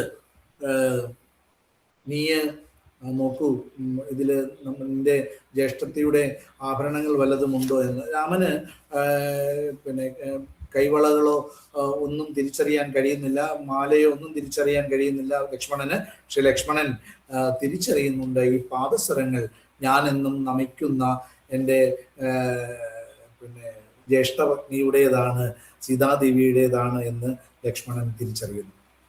അങ്ങനെയുള്ള ലക്ഷ്മണനെയാണ് നമുക്കറിയാം സീത ഒരു സന്ദർഭത്തിൽ ഇങ്ങനെ എന്താണ് വളരെ മോശമായി ലക്ഷ്മണനോട് പറയുന്നതെന്നും നമ്മൾ കാണുന്നു. മലയാളിയെ ഏറെ ദൈക്ഷണികമായി സ്വാധീനിച്ച ഒരു കൃതി, കാലത്തിനും സമൂഹത്തിനും അനുയോജ്യമായ രീതിയിൽ വ്യാഖ്യാനിക്കാവുന്ന ഇതിവൃത്തവും കഥാപാത്രങ്ങളും അടങ്ങിയിട്ടുള്ള ഒരു കൃതി എന്നുള്ള നിലയിൽ രാമായണത്തിന് ഇത്തരത്തിൽ വളരെ പ്രാധാന്യമുണ്ട് എന്നുള്ളത് നമ്മൾ മനസ്സിലാക്കേണ്ടതുണ്ട്. അപ്പം രാമായണത്തെ നമ്മൾ പിന്നെ സൂക്ഷ്മമായി നമ്മൾ വായിക്കുമ്പോൾ അധികാരമാണ് സദാചാരശീലനായ മനുഷ്യനെയും മാതൃകോത്തമനായ രാജാവിനെയും വാർത്തെടുക്കാൻ പ്രേരിപ്പിക്കുന്നത്. രാമരാജ്യത്തിൽ സദാചാര ബോധത്തിന് വലിയ പ്രാധാന്യമുണ്ട്. അത് രാജാക്കന്മാർക്കും പ്രജകൾക്ക് മാത്രമല്ല രാജാവിനും അത് ബാധകമാണ് എന്ന ഒരു ബോധ്യം രാമൻ നിരന്തരമായി രാമായണത്തിലൂടെ നമ്മളെ ഉത്ബോധിപ്പിക്കുന്നുണ്ട് എന്നുള്ളത് വളരെ പ്രധാനപ്പെട്ട ഒരു കാര്യമാണ്. രാമന്റെ മുന്നിലേക്ക് തന്റെ അധികാരം താളത്തിൽ വെച്ചുകൊണ്ട് കടന്നു വരുന്ന ഭരതൻ, ലക്ഷ്മണൻ ആ സമയത്ത് പറയുന്നുണ്ട്, ഇവൻ ലക്ഷ്മണന്റെ നമ്മൾ രാമനോടുള്ള സ്നേഹവും ഭക്ത്യാദരവും മൂലം ഭരതനെ ലക്ഷ്മണൻ തെറ്റിദ്ധരിക്കുക, അവൻ ഇവിടെയും നമുക്ക് സമാധാനം തരില്ലേ എന്നുള്ള രീതിയിലേക്ക് സംസാരിക്കുമ്പോൾ രാമൻ അവിടെയും ലക്ഷ്മണനെ തടയുകയാണ്. ഇത്ര മര്യാദാ പുരുഷോത്തമനായി ധാർമ്മിക മൂല്യങ്ങളെ ഉറക്കെ പിടിച്ചൊരു മനുഷ്യനായി നമ്മുടെ മുന്നിലേക്ക് രാമൻ വീണ്ടും വീണ്ടും അവതരിക്കുമ്പോൾ നമ്മൾ അത്ഭുതാദരത്തോടെ നമുക്ക് പുതിയ കാലത്ത്, പ്രത്യേകിച്ചും പുതിയ കാലത്ത് അത്ഭുതാദരത്തോടെ മാത്രമേ നമുക്ക് രാമനെ നോക്കിക്കാണാൻ കഴിയൂ എന്നുള്ളത് വളരെ പ്രധാനപ്പെട്ട ഒരു കാര്യമാണ് എന്ന് ഞാൻ വിചാരിക്കുന്നു. അപ്പോൾ നമുക്കറിയാം, രാമൻ സമ്മതിക്കുന്നില്ല. ഭരതൻ വെറും നിലത്ത് ദർഭ വീഴിച്ച് അവിടെ രാമന്റെ പാദുകങ്ങൾ സിംഹാസനത്തിൽ വെച്ചുകൊണ്ട് രാമനെ മനസ്സിൽ കണ്ടുകൊണ്ട് രാജ്യം ഭരിക്കുമെന്നും വനവാസകാലം തീരുന്ന സമയത്ത് വന്നില്ലെങ്കിൽ താൻ ആത്മാഹൂതി ചെയ്യുമെന്നും പറഞ്ഞിട്ടാണ് ഭരതൻ തിരിച്ചു പോകുന്നത് എന്നുള്ളതാണ്. അപ്പോൾ രാമായണം സൂക്ഷ്മമായ വായിക്കുമ്പോൾ ഓരോരോ കഥാസന്ദർഭങ്ങളിലൂടെയും ഓരോരോ കഥാപാത്രങ്ങളിലൂടെയും നിങ്ങൾ കടന്നു പോകുമ്പോൾ നമ്മളെ അത്ഭുതപ്പെടുത്തുന്ന ആദർശ ധീരതയും നമുക്ക് കാണാൻ കഴിയും. ഒപ്പം സ്വാർത്ഥത, ഇപ്പം വരം കൊടുക്കുന്ന ദശരഥൻ ആ വരം ആ സമയത്ത് വേണ്ട എന്ന് പറയുകയും മന്ദരയുടെ ഇതെല്ലാം നമ്മളൊന്ന് ആലോചിച്ചു നോക്കുക. നമ്മുടെയൊക്കെ ജീവിതത്തിൽ, എന്റെയും നിങ്ങളുടെയും ജീവിതത്തിൽ, വ്യക്തികളുടെ ജീവിതത്തിൽ മാത്രമല്ല, രാജാധികാരങ്ങളുടെയും ഭരണാധികാരികളുടെയും ഒക്കെ ജീവിതത്തിൽ സംഭവിക്കാൻ സാധ്യതയുള്ള കാര്യങ്ങളാണ്. നമ്മൾ ഇപ്പോഴത്തെ നാടൻ ഭാഷയിൽ പറഞ്ഞാൽ ഏഷണി എന്നോ ഒക്കെ നമുക്ക് പറയാം. നമുക്ക് വേറെ അർത്ഥത്തിൽ ചോദിക്കുമ്പോൾ അവർക്ക് അർഹതപ്പെട്ട ഒരു വരമാണ്. പക്ഷെ മനുഷ്യനെ അവന്റെ പൂർവ്വകാല ചെയ്തികളൊക്കെ അവനെ എന്താണ് പറയുന്നത്, അവന്റെ നേരത്തെ നമ്മൾ സൂചിപ്പിച്ചതുപോലെ കർമ്മങ്ങളൊക്കെ ഏതെല്ലാം തരത്തിൽ വേട്ടയാടും എന്ന് നമ്മളെ നിരന്തരമായി ഓർമ്മിപ്പിക്കുന്നു രാമായണം. ദശരഥന്റെ മരണത്തിന് കാരണം നമുക്കറിയാം. അന്ധരായ മഹർഷി ദമ്പതികളുടെ മകൻ വെള്ളം എടുക്കാൻ പോകുമ്പോ ആനയാണെന്ന് വിചാരിച്ച് അമ്പെയ്യുകയും അവരെ അവസാനം അത് തങ്ങളുടെ ഒരേ ഒരു മകൻ നഷ്ടപ്പെട്ടു എന്ന് അറിഞ്ഞ് ആത്മാഹൂതി ചെയ്യുന്ന ആ മുനി ദമ്പതികൾ ദശരഥനെ ശപിക്കുകയുമാണ്. അപ്പം നമ്മുടെ ഈ തെറ്റുകൾ പല രീതിയിൽ പിന്നീട് വരുന്ന കാലങ്ങളിൽ അത് അധികാരവർഗം രാജാവായിട്ട് പോലും അയാൾ വേട്ടയാടുമെന്ന് പറയുന്ന വളരെ പ്രധാനപ്പെട്ട ഒരു കാര്യം രാമായണത്തിലുണ്ട്. വാൽമീകി രാമായണത്തിൽ രാമൻ നമ്മൾ പറയുന്ന അലക്കുകാരുടെ സംസാരത്തിലാണ് രാമൻ ഇങ്ങനെ സീതയെ തിരിച്ചു കൊണ്ടുവന്നത് ശരിയാണോ? അപ്പോൾ നമുക്കറിയാം, അഗ്നി ശുദ്ധി വരുത്തിയാണ് സീത വന്നതെങ്കിലും സാധാരണ ജനങ്ങളെ സംബന്ധിച്ചിടത്തോളം അത് ബോധ്യമാവുമെന്ന് തോന്നുന്നില്ല. പക്ഷേ വാൽമീകി രാമായണത്തിൽ പറയുന്നത് അദ്ദേഹം നല്ലൊരു രാജാവിന്റെ ലക്ഷണമാണ്. അദ്ദേഹത്തിന്റെ ആളുകൾ, നമുക്ക് ചാരന്മാരെന്നൊക്കെ വേണമെങ്കിൽ വിളിക്കാം, അദ്ദേഹത്തിന്റെ ആളുകളെ വിട്ട് ജനഹിതം അറിയാൻ വേണ്ടി, കാരണം ജനങ്ങളുടെ ഹിതത്തിന്, ജനങ്ങളുടെ ആഗ്രഹത്തിന് വലിയ പ്രാധാന്യം കൊടുക്കുന്ന ഒരു രാജാവ് എന്നുള്ള നിലയിൽ രാമൻ ജനാഭിപ്രായത്തിന് വലിയ പ്രാധാന്യം കൊടുത്ത ആളെന്നുള്ളതിൽ ആളുകളെ വിടുക. അപ്പൊ അവരാണ് വന്നിട്ട് അതിൽ നിന്ന് ഒരാൾ പറയുന്നത്, പ്രഭു ഇങ്ങനെ ചില സംശയങ്ങളുണ്ട്, ഇങ്ങനെ ഒരു അസുര ചക്രവർത്തിയുടെ കൊട്ടാരത്തിൽ താമസിച്ച പത്നിയെ രാജാവ് ഇങ്ങനെ യാതൊരു ഉപാധികളും ഇല്ലാതെ സ്വീകരിച്ചത് നന്നായോ എന്ന് ചോദിക്കുമ്പോഴാണ് വിടുന്നത്. അപ്പോഴും അതിന് സീതയെ വനത്തിൽ വിടാൻ വേണ്ടി, ഉപേക്ഷിക്കാൻ വേണ്ടി ഏൽപ്പിക്കുന്നതും ലക്ഷ്മണനെയാണ് എന്നുള്ളത് വളരെ പ്രധാനപ്പെട്ട ഒരു കാര്യമാണ്. ലക്ഷ്മണൻ വളരെ അന്തസ്സോടുകൂടി ഒരു സന്ദർഭത്തിലും സീതയെ ഉപേക്ഷിക്കാൻ വന്നതാണ് എന്നൊന്നും പറയാതെ വാൽമീകി എന്ന് പറയുന്ന മഹാമഹർഷിയുടെ ആശ്രമത്തിന്റെ സമീപത്താണ് സീതയെ ഉപേക്ഷിക്കുന്നത്. നമ്മൾ രാവണനെ എടുത്തു നോക്കും, നമ്മളെല്ലാം കേട്ടിട്ടുള്ളതാണ്. രാവണൻ 10 തലയുള്ള ആൾ. നമ്മളിപ്പോഴത്തെ സയൻസിന്റെ ഒക്കെ ഒരു ഇതിലേക്ക് എടുത്തു കഴിഞ്ഞാൽ അങ്ങനെ ഒരാൾ ഉണ്ടാവുമോ? 10 തലയുണ്ടെങ്കിൽ 10 കഴുത്ത് വേണ്ടേ? അങ്ങനെ ശരിയാവുമെന്നൊക്കെ നമുക്ക് വേണമെങ്കിൽ ആലോചിക്കാം. പക്ഷേ നമ്മൾ സാഹിത്യം പഠിക്കുന്ന ആളുകൾ, സാഹിത്യം പഠിപ്പിക്കുന്ന ആളുകൾ എന്നൊക്കെ നമുക്കറിയാം, കഥാപാത്രങ്ങളൊക്കെ പ്രതീകാത്മക സ്വഭാവമുള്ളവയാണ്. ഇന്നത്തെ കാലത്തിൽ ഇന്നത്തെ ഏറ്റവും അത്യന്താധുനികമായ സാഹിത്യകൃതികളിൽ പോലും പ്രതീകാത്മക സ്വഭാവമുള്ള കഥാപാത്രങ്ങളിലൂടെയാണ് കൂടുതൽ കാര്യങ്ങൾ ഒരേ സമയം നമുക്ക് പറയാൻ കഴിയുക. 10 തലയുള്ള ആൾ എന്ന് പറഞ്ഞാൽ അയാൾ അസാധ്യമാം വിധം കഴിവുകളുടെ ഉടമയായിരുന്നു രാവണൻ എന്നുള്ളതാണ്. ചില വ്യാഖ്യാനങ്ങളിൽ ലങ്കയ്ക്കില്ലാത്ത ഒരേ ഒരു ഐശ്വര്യം, രാവണൻ ഇങ്ങനെ അന്വേഷിക്കുകയാണ്, ലങ്കയ്ക്ക് എല്ലാ ഐശ്വര്യങ്ങളും വേണം, അപ്പൊ ഐശ്വര്യമാണ് സീത എന്നറിഞ്ഞിട്ടാണ് അയാൾ കൊണ്ടുവന്നത് എന്നൊക്കെ ഉള്ള എന്നൊക്കെയുള്ള വിലയിരുത്തലുകളുമുണ്ട്. എന്തായാലും അത് തനിക്ക് അർഹമല്ലാത്ത ഒരു ഐശ്വര്യത്തെ കവർന്നെടുക്കാനുള്ള രാജാധികാരത്തിന്റെ ശ്രമം ആ രാജ്യത്തിന്റെ തന്നെ, ആ സാമ്രാജ്യത്തിന്റെ തന്നെ, ആ രാജാവിന്റെ തന്നെ പതനത്തിന് കാരണമായി എന്ന് പറയുന്നത് വളരെ പ്രധാനപ്പെട്ട ഒരു കാര്യമാണ്. അപ്പൊ അങ്ങനെ ആരാണെങ്കിലും അല്ലെ, തനിക്ക് അർഹമല്ലാത്ത, അത് ഏത് തരം ഐശ്വര്യമായിക്കൊള്ളട്ടെ, തനിക്ക് അർഹതപ്പെട്ടതല്ലാത്ത ഒരു ഐശ്വര്യത്തെ തന്റെ ബലം കൊണ്ട്, ഏതെങ്കിലും തരത്തിലുള്ള ഒരു ബലം കൊണ്ട് നേടിയെടുക്കാൻ നടത്തുന്ന ശ്രമങ്ങൾ തങ്ങളുടെ ഇല്ലാതാക്കുമെന്ന് പറയുന്ന ഒരു വലിയ കഥ രാവണനെ കുറിച്ച് പറയുന്നത്. രാവണൻ വലിയ യോദ്ധാവായിരുന്നു, സംഗീതജ്ഞനായിരുന്നു, വലിയ ശിവഭക്തനായിരുന്നു, ധാരാളം കഴിവുകളുള്ള ഒരാളായിരുന്നു രാവണൻ. നമ്മൾ സാധാരണ ആളുകൾ പറയുന്ന വലിയ ക്രൂരനായ ഒരു അസുര ചക്രവർത്തിയൊക്കെ ആണെങ്കിലും രാവണന്റെ കൊട്ടാരത്തെ കുറിച്ചൊക്കെ വർണ്ണനകളൊക്കെ വളരെ സമ്പൽ സമർത്ഥമായ ഒരിടമായിട്ടാണ് രാമായണത്തിലൊക്കെ രാവണന്റെ കൊട്ടാരത്തെയൊക്കെ വർണ്ണിക്കുന്നത്. അപ്പൊ അങ്ങനെയുള്ള രാവണൻ എന്തിനാണ് തനിക്ക് അർഹമല്ലാത്ത ഒരു ഐശ്വര്യത്തെ ആഗ്രഹിച്ചത്? അത് തന്നെയാണ് അദ്ദേഹത്തിന്റെ പതനത്തിനും കാരണമായത്. വേറെ തരത്തിൽ പറയുന്നുണ്ട്, രാമനെ കൊണ്ടുവരാനും രാമനെ തന്റെ രാജ്യത്തേക്ക് കൊണ്ടുവരാനും അദ്ദേഹത്തെ ഹേ രാമ എന്ന് പറഞ്ഞുകൊണ്ടാണ്, അല്ലയോ രാമ എന്ന് രാവണനെ ചീത്തയൊന്നും വിളിച്ചിട്ടല്ല, ഹേ രാമ എന്ന് പറഞ്ഞുകൊണ്ടാണ് രാവണൻ മറിഞ്ഞു വീഴുന്നത്. അത് തന്നെ രാവണന്റെ വലിയ പുണ്യമാണ് എന്ന് വേറെ തരത്തിൽ വ്യാഖ്യാനിക്കുന്നുണ്ട്. അപ്പോ ഒരു ആദർശ ധീരത പുലർത്തുന്ന ഒരു ഒരു ഭരണാധികാരിക്ക് അല്ലെങ്കിൽ ഒരു മനുഷ്യന് അദ്ദേഹത്തോടൊപ്പം ഏത് തരത്തിലുള്ള ആളുകളും അദ്ദേഹത്തിന്റെ സഹായത്തിന് എത്തുമെന്ന ഒരു വലിയ സൂചന രാമായണം നൽകുന്നതായി വാനര സഖ്യം അല്ലെങ്കിൽ വാനര സംഘം രാമനോടൊപ്പം കൂടുന്ന തലത്തിൽ വെച്ചുകൊണ്ട് പണ്ഡിതന്മാരായ ചില ആളുകൾ പറയുന്നുണ്ട്. കാരണം വാനന്മാരുടെ ഒരു പ്രത്യേകം നമുക്കറിയാം, കൃത്യമായ ഒരു സ്ഥലത്തിരിക്കില്ല, കൃത്യമായ ഒരു സ്ഥലത്തുനിന്ന് ഒരു സ്ഥലത്തോട്ട് ചാടിക്കൊണ്ടിരിക്കുന്ന ആളുകളാണ്. പക്ഷേ രാമായണത്തിൽ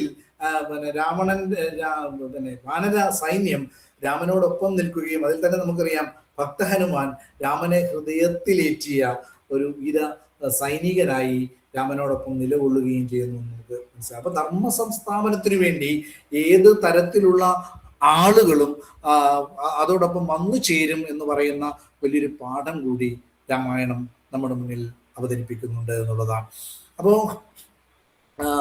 രാമായണത്തെ നമ്മൾ സൂക്ഷ്മമായി വായിക്കുമ്പോൾ, പുതിയ കാലത്ത് വായിക്കുമ്പോൾ ഇരുട്ടിനെ നിരോധിക്കുന്നതെന്നൊക്കെയുള്ള അർത്ഥത്തിൽ രാമായണത്തെ ഇരുട്ടിനെ ഇല്ലാതാക്കുന്നത് എന്നൊക്കെ അർത്ഥമുണ്ട്. ഈ ഇരുട്ട് നമ്മൾ പറയുന്നു, ഇപ്പൊ പുതിയ കാലത്തെ ഇരുട്ട് നമ്മുടെയൊക്കെ ഉള്ളിലേക്ക്, നമ്മുടെയൊക്കെ ഉള്ളിൽ പുറത്തു വല്ലാതെ വെളിച്ചം ഉണ്ടാവുകയും നമ്മുടെ വീടുകളും നമ്മുടെ ചുറ്റുപാടുകളും നമ്മൾ യാത്ര ചെയ്യുന്ന ഇടങ്ങളും എല്ലാം വല്ലാതെ വെളിച്ചം കൊണ്ട് നിറയുമ്പോഴും നമ്മുടെ ഉള്ള് പലപ്പോഴും ഇരുട്ട് കൂടിക്കൂടി വരുന്ന ഒരു കാലത്തിലാണ് നമ്മൾ ജീവിക്കുന്നത് എന്നുള്ളത് വളരെ ആശങ്കാജനകമായ ഒരു കാര്യമാണ്.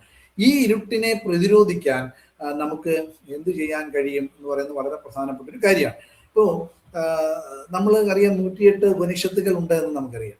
ഈ 108 ഉപനിഷത്തിൽ ഒരു ഉപനിഷത്തിലെ മന്ത്രം ഞാൻ പറയുന്നു, ഇവിടെ നമ്മൾ 50-60 പേരുണ്ടെങ്കിൽ എല്ലാവർക്കും അറിയാവുന്ന ഒരു മന്ത്രമാണ് ഞാൻ ഉറപ്പ് പറയുന്നു.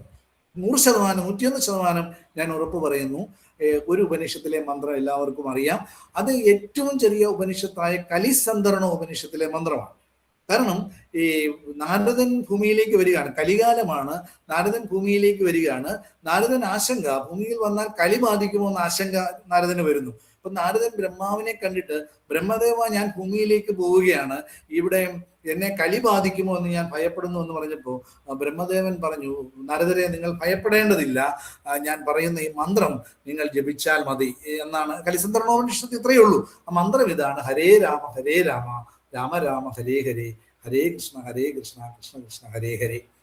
പക്ഷേ നമ്മൾ പല സന്ദർഭങ്ങളിലും നമ്മുടെ കുട്ടികൾ ഉൾപ്പെടെയുള്ളവരോട് നമ്മൾ ചോദിക്കുമ്പോൾ 108 ഉപനിഷത്തിലെ ഒരു മന്ത്രം നിങ്ങൾക്ക് അറിയാമെന്നൊക്കെ പറയുമ്പോൾ അവരെല്ലാം അത്ഭുതത്തോടെ ഈ ആൾ എന്തൊരു മണ്ടത്തരമാണ് പറയുന്നത്, ഞങ്ങൾക്കൊരു ഉപനിഷത്ത് മന്ത്രവും അറിയില്ല, ഉപനിഷത്തുകളുടെ കുറേ എണ്ണത്തിൻ്റെ പേരൊക്കെ അറിയാം എന്ന് പറയുമ്പോൾ ഞാൻ ഇത് ഈ സന്ദർഭത്തിൽ പറയാൻ കാര്യം, ഭൂമിയിലേക്ക് കലി ബാധിക്കുമോ എന്ന് നാരദര് ഭയപ്പെടുന്ന സമയത്ത് ബ്രഹ്മദേവൻ പറഞ്ഞു കൊടുക്കുന്ന ഈ പ്രധാനപ്പെട്ട മന്ത്രം രാമനെ കുറിച്ചുള്ളതാണ് എന്നുള്ളതും വളരെ രാമനെയും കൃഷ്ണനെയും കുറിച്ചുള്ളതാണ് എന്നുള്ളതും വളരെ പ്രധാനപ്പെട്ട ഒരു കാര്യമാണ് വർത്തമാനകാലത്ത്. ഇപ്പോൾ പല പല സന്ദർഭങ്ങളിലും വായിക്കാനിടയായിട്ടുണ്ട്. യൂറോപ്പിൽ പോലുമുള്ള ഹൈന്ദവ ധർമ്മത്തെ പിന്തുടരുന്ന പല ഡോക്ടർമാരും അവരുടെ ഓപ്പറേഷൻ തിയേറ്ററുകളിൽ പോലും ഈ മന്ത്രം ഒരു പ്രത്യേക ഫ്രീക്വൻസിയിൽ അല്ലെ പ്രത്യേക ഒരു താളത്തിൽ ചൊല്ലുന്നത് റെക്കോർഡ് ചെയ്ത് വെച്ചിട്ട് അത് കേൾക്കാറുണ്ട്. അവർക്ക് കോൺഫിഡൻസ് ഉണ്ടാകുന്നതിന് വേണ്ടി. നമ്മൾ വാഹനത്തിലൊക്കെ യാത്ര ചെയ്യുമ്പോൾ ഈ അത്തരം മന്ത്രങ്ങൾ നമുക്ക് ചിലപ്പോൾ പ്രാർത്ഥന, ഈശ്വര പ്രാർത്ഥനയ്ക്ക് സന്ധ്യാസമയത്തോ അല്ലെങ്കിൽ രാവിലെ വിളക്ക് കത്തിച്ച് വെച്ച് വേണം എന്ന് നിർബന്ധം പിടിക്കേണ്ട കാര്യമുണ്ടെന്നൊന്നും എനിക്ക് തോന്നുന്നില്ല. അതിന് പറ്റുമെങ്കിൽ അത് ഏറ്റവും നല്ലത്. ഞാൻ കൂടുതലായി പ്രാർത്ഥിക്കുകയൊക്കെ ചെയ്യുന്നത് പലപ്പോഴും ഒറ്റയ്ക്ക് വാഹനം ഓടിക്കുമ്പോഴൊക്കെയാണ്. കാരണം ഏകാന്തതയാണല്ലോ, അതിപ്പോൾ ഒരു ഏകാന്തത വേറെ നമുക്ക് കിട്ടില്ല, നമുക്ക് കൂടുതൽ ശ്രദ്ധയും കിട്ടും. ഞാൻ പറഞ്ഞു വന്നത്, നമുക്ക് നമ്മുടെ പാരമ്പര്യത്തിൽ, നമ്മുടെ പൗരാണികതയിൽ, നമ്മുടെ മഹത്തായ ഗ്രന്ഥ സമുച്ചയങ്ങളിൽ നാം നേരിടുന്ന വർത്തമാനകാലത്ത് ഞാനും നിങ്ങളും നേരിടുന്ന മഹാസങ്കടങ്ങൾക്കുള്ള ഉത്തരമുണ്ട് എന്നുള്ളത് വളരെ പ്രധാനപ്പെട്ട കാര്യമാണ്. അവിടെ ആണ് അമ്മയുടെ ധർമ്മത്തെക്കുറിച്ച് നമ്മൾ പറയുമ്പോൾ സുമിത്ര എന്ന് പറയുന്ന അമ്മയെ നമ്മൾ ഓർക്കുന്നു. അതുപോലെ നമുക്ക് പറയാനാണെങ്കിൽ ധാരാളമുണ്ട്. നമ്മുടെ സമയം അതിക്രമിക്കുന്നു എന്ന് ഞാൻ വിചാരിക്കുന്നു. ഊർമിളയുടെ അടുത്ത് വന്നിട്ട് ശ്രീരാമൻ അവസാനം പറയുന്നുണ്ട്, അല്ലയോ സഹോദരി, രാമൻ എന്ന് പറയുന്ന രാജാവിന്റെ വിജയത്തിന് പിന്നിൽ നിന്നെ പോലെയുള്ള ഒരു അനുജത്തിയുടെ ത്യാഗമുണ്ട് എന്ന് ഞാൻ അറിയുന്നു എന്ന് പറയുന്നത് രാമൻ തൊട്ട് നമസ്കരിക്കുന്നതായി, തൊട്ട് തൊഴുന്നതായി വാൽമീകി രാമായണത്തിൽ പറയുന്നുണ്ട്. ഊർമിളയൊക്കെ എത്രമാത്രം അങ്ങനെ ഒരു സഹോദരി അല്ലെ, ഒരു രാമൻ അമ്മയ്ക്ക് സുമിത്രയ്ക്ക് വേണമെങ്കിൽ പറയാം, മോനെ നിന്റെ അമ്മയായ സുമിത്ര അല്ലെങ്കിൽ അമ്മമാർ ഇവിടെയുണ്ട്, നിന്റെ ഭാര്യ ഊർമിള ഇവിടെയുണ്ട്, നീ ഇവരെയൊക്കെ നോക്കി ഇവിടെ ഇരിക്കാൻ പറയാം. പക്ഷെ ലക്ഷ്മണന്റെ സന്തോഷം രാമനോടൊപ്പം രാമന് കാവൽ നിൽക്കുകയാണ്, ഉറക്കളച്ച് കാവൽ നിൽക്കുന്ന ആളാണ്. അങ്ങനെ അമ്മ പറയുന്നു. അമ്മ ആ ബന്ധത്തെ, ആ സാഹോദര്യത്തിന്റെ അർത്ഥത്തെ കൃത്യമായി മനസ്സിലാക്കുന്നു എന്നുള്ളതാണ്. നമുക്ക് പറ്റുന്നത്, എൻ്റെ തലമുറയിൽപ്പെട്ട ആളുകളെ പോലും ആത്മവിമർശനപരമായി നോക്കിക്കാണുമ്പോൾ നമ്മുടെ കുട്ടികളെ മനസ്സിലാക്കുന്നതിൽ പോലും നമ്മൾ പരാജയപ്പെടുന്ന ഞാൻ ഉൾപ്പെടെയുള്ള ആളുകൾ രക്ഷിതാക്കളാണ്. എനിക്ക് മുമ്പിൽ പോയ തലമുറകളൊക്കെ ഭാഗ്യവാന്മാരും ഭാഗ്യവതികളുമാണ് എന്ന കാര്യത്തിൽ എനിക്ക് തർക്കമൊന്നുമില്ല. എനിക്ക് നേരിട്ട് പരിചയമുള്ള പലരും അധ്യാപികമാരും അധ്യാപകരും ഒക്കെ ഉണ്ട്. പക്ഷെ എന്നെ പോലുള്ള തലമുറയ്ക്ക് കഴിയുന്നില്ല എന്നുള്ളത് സങ്കടകരമായ ഒരു കാര്യം. ഈ ടെക്നോളജിയുടെ കാലത്ത് ജീവിക്കുമ്പോൾ നമ്മുടെ കുട്ടികളുടെ സൗഹൃദങ്ങൾ ഏതാണ്, നമ്മുടെ കുട്ടികൾ കൊണ്ടു നടക്കുന്ന ആദർശം ഏതാണ്, നമ്മുടെ കുട്ടികൾ കൊണ്ടു നടക്കുന്ന ചിന്താധാരകൾ എന്താണ്, ദാമ്പത്യത്തെക്കുറിച്ചും സൗഹൃദത്തെക്കുറിച്ചും സാഹോദര്യത്തെക്കുറിച്ചും ഒക്കെയുള്ള അവരുടെ കാഴ്ചപ്പാടുകൾ എന്താണ് എന്നൊന്നും നമുക്ക് മനസ്സിലാക്കാൻ കഴിയാത്ത തരത്തിൽ ടെക്നോളജി അവരെ നയിച്ചുകൊണ്ടിരിക്കുന്ന ഒരു കാലത്തിൽ കൂടിയാണ്. അതിന് ലോകത്ത് ഏത് പരിഷ്കാരങ്ങൾ വന്നാലും അതിന് നല്ലതും ചീത്തയും ഉണ്ടാവും, അതിന് സംശയമൊന്നും ഇല്ല, നമുക്ക് ആർക്കും സംശയമില്ല. മറിച്ച് ഇതിനെ നിരാകരിക്കുകയല്ല വേണ്ട. ഞാൻ പറയുന്നു, നമ്മൾ പറഞ്ഞ് അവസാനിപ്പിക്കാം അല്ലെ ശ്രീനിവാസ സാറേ? അപ്പോ നമ്മൾ ടെക്നോളജിയെ നിരാകരിക്കുകയല്ല വേണ്ടത്. ടെക്നോളജിയെ നമ്മൾ നമ്മുടെ മൂല്യബോധത്തിന് അനുസരിച്ച് അതിനെ രൂപപ്പെടുത്തുക എന്നുള്ളതാണ്. കാരണം നമ്മളിവിടെ ടെക്നോളജിയെ ഗുണപരമായി ഉപയോഗിക്കുകയാണ് ഇപ്പൊ ചെയ്തുകൊണ്ടിരിക്കുന്നത്. അതുപോലെ തന്നെ നമുക്ക് ചെയ്യാൻ കഴിയും. കാരണം ടെക്നോളജിയെ നിരാകരിക്കുന്നതിനെ കുറിച്ച് നമ്മൾ ഇനി ആലോചിക്കേണ്ടതില്ല. അതിസമർത്ഥരാണ് നമ്മുടെ കുട്ടികൾ, അവർ മോശക്കാരായതല്ല. പക്ഷേ അവരുടെ ആ കഴിവിന് പിൻബലമായി നമ്മുടെ പാരമ്പര്യത്തെ, നമ്മുടെ മഹത്തായ ആദർശത്തെ നമുക്ക് കൂട്ടിച്ചേർക്കാൻ കഴിഞ്ഞാൽ നമ്മൾ ഇത്രയും സമർത്ഥരായ, ഇത്രയും ആദർശധീരരായ ഒരു തലമുറ ലോകത്തിന് മുന്നിൽ ഉണ്ടാവില്ല എന്ന കാര്യത്തിൽ സംശയമൊന്നുമില്ല. ടെക്നോളജി എല്ലാ കാര്യത്തിലും ഒരു മിടുക്കരാണ് നമുക്കറിയാം. പക്ഷേ ഈ മൂല്യബോധം കൂടി അതിനോടൊപ്പം, കാരണം ഇത്രയും വലിയ മഹത്തായ പാരമ്പര്യവും ഇത്രയും മഹത്തായ കുടുംബ സംവിധാനവും ഇത്രയും ആദർശാത്മകമായ ഒരു ജീവിതവും പറഞ്ഞു വെച്ചിട്ടുള്ള ഒരു സംസ്കാരം ലോകത്തുണ്ടാവില്ല. മുൻ അമേരിക്കൻ പ്രസിഡന്റായ ജോർജ് ബുഷ് അമേരിക്കൻ സമൂഹത്തോട് പറഞ്ഞത്, നിങ്ങൾ ഭാരതീയരുടെ കുടുംബ ബന്ധത്തെ നോക്കിക്കാണണമെന്നാണ് പറഞ്ഞത്. കാരണം നമുക്ക് വിദേശികളൊക്കെ നമുക്കറിയാം, യൂറോപ്യന്മാരൊക്കെ അവനവന് വേണ്ടി ജീവിക്കുമ്പോൾ നമ്മൾ മറ്റുള്ളവർക്ക് വേണ്ടിയാണ് ജീവിക്കുന്നത്. ഇപ്പോഴും ഇവിടെ ഇരിക്കുന്ന പ്രായമുള്ള പല ആളുകളല്ലേ എല്ലാ കാലത്തും എന്നാണ് ജീവിച്ചത് അല്ലെ? അച്ഛനമ്മമാര് മക്കൾക്ക് വേണ്ടി ജീവിക്കുന്നു, പിന്നെ മക്കൾ ഉണ്ടായപ്പോൾ അവർക്ക് വേണ്ടി ജീവിക്കുന്നു, കൊച്ചുമക്കൾക്ക് വേണ്ടി ജീവിക്കുന്നു അല്ലെ? അങ്ങനെ ജീവിക്കുന്നവരാണ്. പക്ഷെ യൂറോപ്യന്മാരൊന്നും അങ്ങനെയല്ല, അവർക്ക് വേണ്ടി മാത്രം ജീവിക്കുന്നവരാണ്. നമ്മൾ മറ്റുള്ളവർക്ക് വേണ്ടി കൂടി, അടുത്ത തലമുറയ്ക്ക് വേണ്ടി കൂടി ജീവിക്കുന്നവരാണ്. ഈ പാരമ്പര്യം നമുക്ക് എവിടെ നിന്നാണ് കിട്ടിയത്, ഈ മഹത്തായ ദർശനം നമുക്ക് എവിടെ നിന്നാണ് കിട്ടിയത്? ഇതെല്ലാം പറഞ്ഞു വെച്ചത് നമ്മുടെ മഹാകൃതികളാണ്. പ്രകൃതിയോട്, പരിസ്ഥിതിയോട്, ചുറ്റുപാടുകളോട് അല്ലെ, ജനനീ ജന്മഭൂമിച്ച സ്വർഗാദപികരീയസി, പെറ്റമ്മയും പിറന്ന നാടും സ്വർഗത്തെക്കാൾ മഹത്തരമാണ് എന്ന് ലോകത്തോട് പറഞ്ഞ ഒരു രാജ്യം നമ്മുടേതാണ്, ഒരു സംസ്കാരം നമ്മുടേതാണ് അല്ലെ. ലോകാ സമസ്ത സുഖിനോ ഭവന്തു എന്ന് സമസ്ത ലോകത്തിന് വേണ്ടി പ്രാർത്ഥിച്ച ഒരു സംസ്കാരമാണ് നമ്മുടേത്. അതിൻ്റെ ഇങ്ങേയറ്റത്തുള്ള ഒരു വിനീതനായ വ്യക്തി എന്നുള്ള നിലയിൽ രാമായണത്തെക്കുറിച്ച്, രാമന്റെ യാത്രയെക്കുറിച്ച്, സീതയുടെയും ലക്ഷ്മണന്റെയും ഭരതന്റെയും ശത്രുഘ്നന്റെയും ഊർമിളയുടെയും അമ്മമാരുടെയും അല്ലെ, പിതാമഹനായ ദശരഥന്റെയും അങ്ങനെ രാവണന്റെയും ഒക്കെ കഥയും സംഭവങ്ങളും ഒക്കെ പുതിയ കാലത്ത് നമുക്ക് പലതരത്തിൽ വായിക്കാനുള്ള സാധ്യതകളുണ്ട്. ഇതിനെക്കുറിച്ച് പറയാൻ ഇനിയും ധാരാളം ഉണ്ട് എന്ന് നമുക്ക് എല്ലാവർക്കും ബോധ്യപ്പെട്ടിട്ടുണ്ട്. ചെറിയ ചെറിയ സൂചനകൾ മാത്രമാണ് ഇവിടെ ഇടാൻ എനിക്ക് കഴിഞ്ഞിട്ടുള്ളത് എന്ന് ഞാൻ വിചാരിക്കുന്നു. രാമായണത്തെക്കുറിച്ച് ഞാൻ പറയുന്ന അവസാന വാക്കുകളല്ല, ഇത് തുടർച്ചയാണ്. ഞാനും രാമായണത്തെ പഠിച്ചുകൊണ്ടിരിക്കുന്ന, രാമായണത്തെ അന്വേഷിച്ചുകൊണ്ടിരിക്കുന്ന, രാമായണത്തെ മനസ്സിലാക്കാൻ ശ്രമിക്കുന്ന ഒരു വിനീതനായ ഭാരതീയൻ മാത്രമാണ് എന്നും എല്ലാവരെയും ഇങ്ങനെ ഒരു പ്ലാറ്റ്ഫോമിലാണെങ്കിലും കാണാനും സംവദിക്കാനും കഴിഞ്ഞതിലുള്ള സ്നേഹം അതൊരു തുടർച്ചയാണെന്ന് വിശ്വസിച്ചുകൊണ്ട് വാക്കുകൾ അവസാനിപ്പിക്കുന്നു. നന്ദി, നമസ്കാരം. ഒരു 5 മിനിറ്റ് കൂടെ എല്ലാവരും ഇരിക്കുക. 5 മിനിറ്റ് കൂടെ നമുക്കൊരു വിശകലനം. നമ്മുടെ അജിത് സാറുണ്ട്, മഹാത്മാഗാന്ധി ഹയർ സെക്കൻഡറി സ്കൂളിലെ അധ്യാപന അജിത് സാറിനെ വിളിക്കുകയാണ്.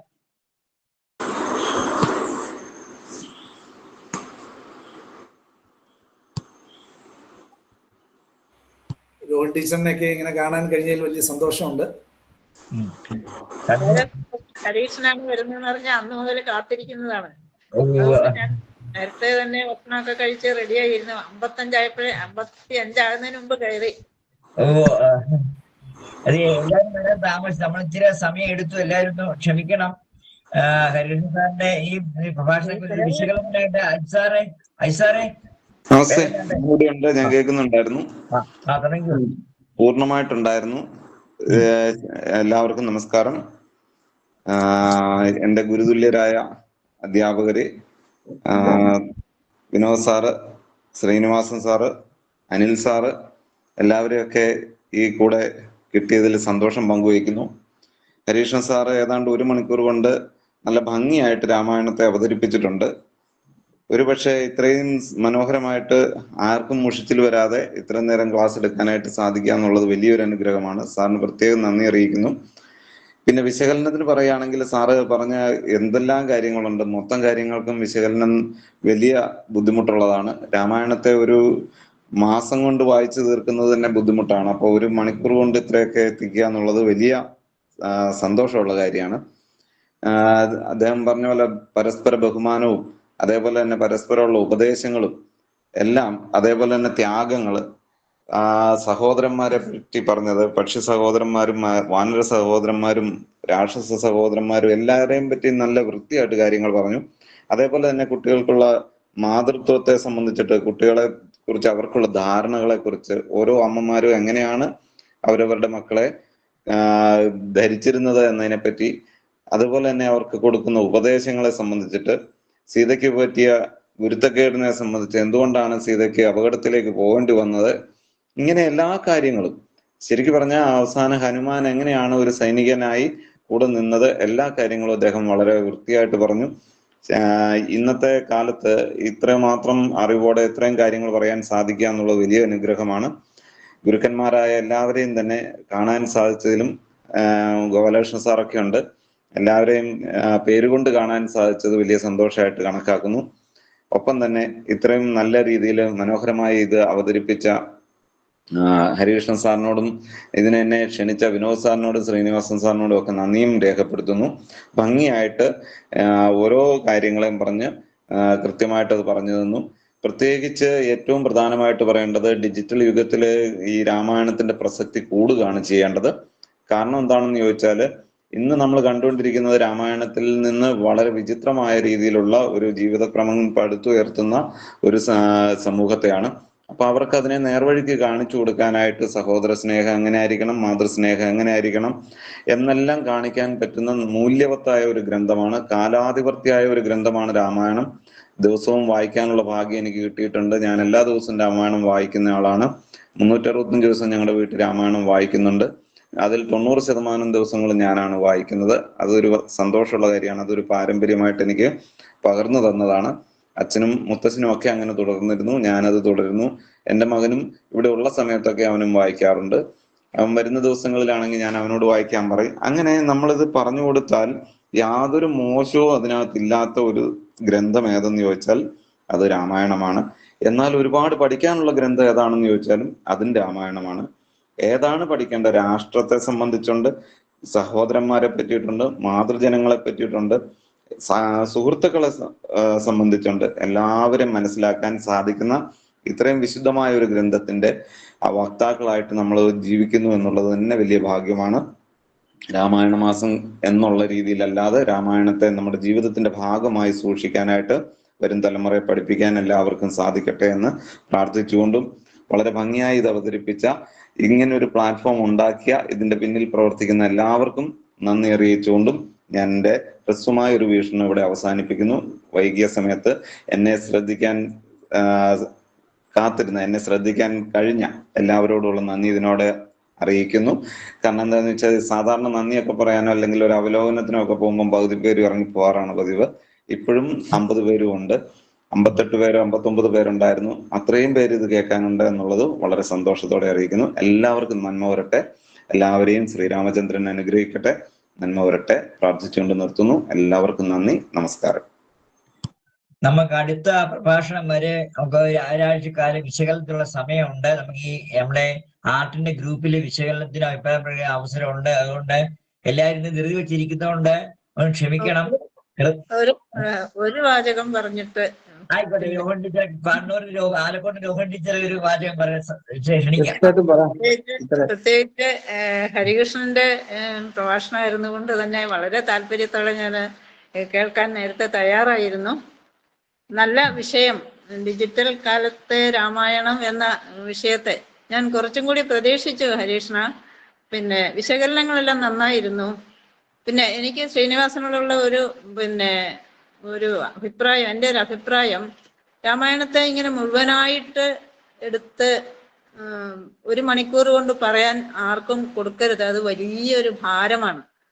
കഥാസന്ദർഭങ്ങളോ വ്യക്തികളോ ഏതെങ്കിലും ഒരു കഥാപാത്രത്തെയോ മാത്രം നമുക്ക് 1 മണിക്കൂർ പറയാൻ ധാരാളമായിട്ട് രാമായണത്തിലുണ്ട്.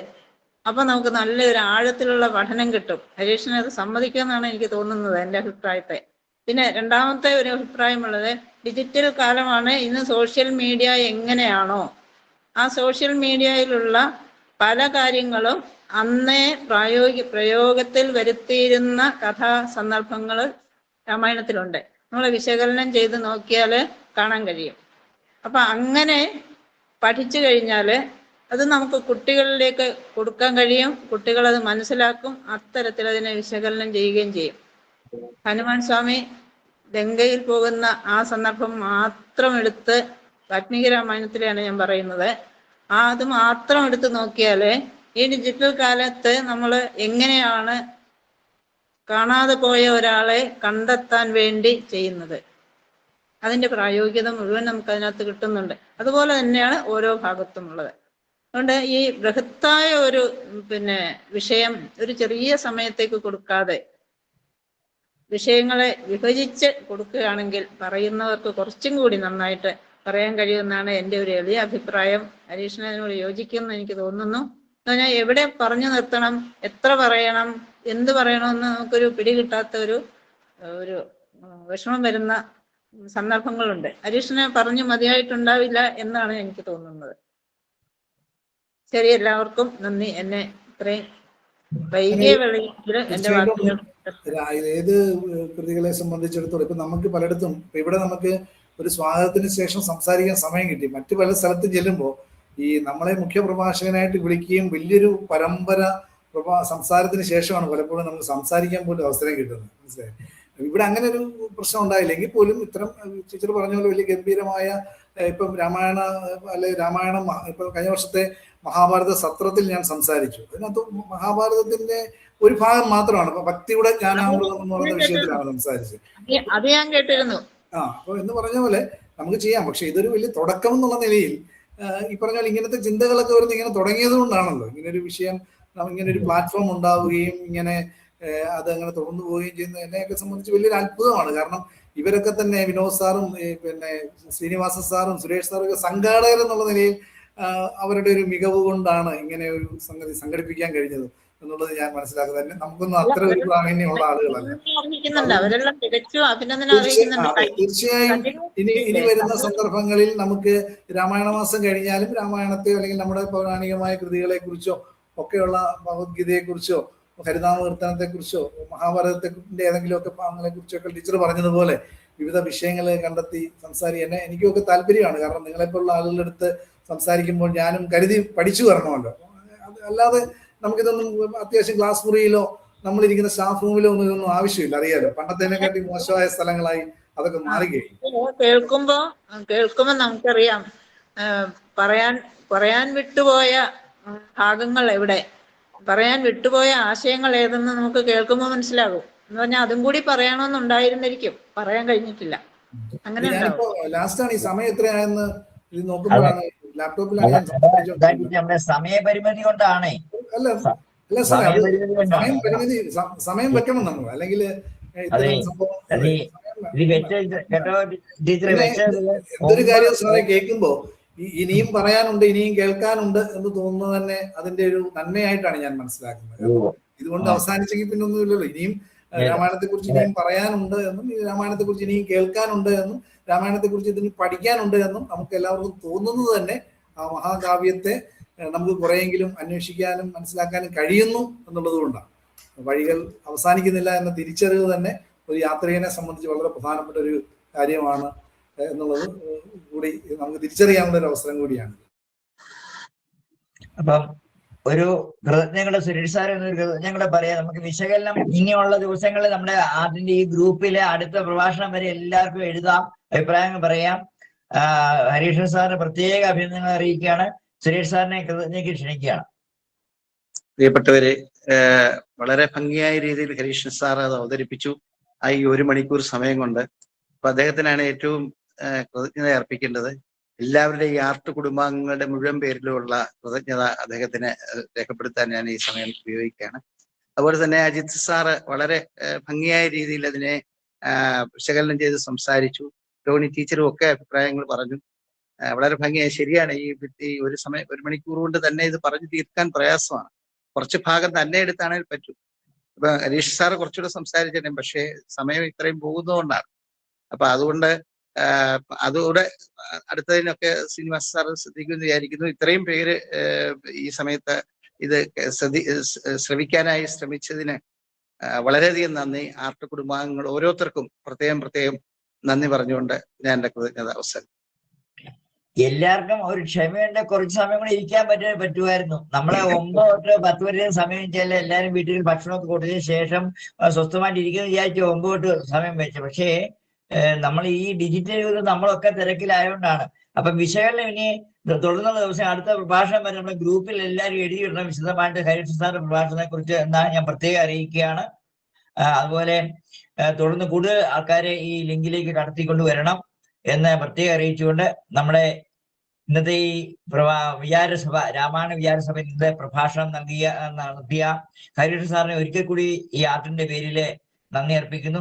അതുപോലെ അജിത് സാറിന്റെ വിശകലനത്തിനും ജോൺ ടീച്ചറിന്റെ വാക്കുകൾക്കൊക്കെ നന്ദി രേഖപ്പെടുത്തിക്കൊണ്ട് നിർത്തുകയാണ്.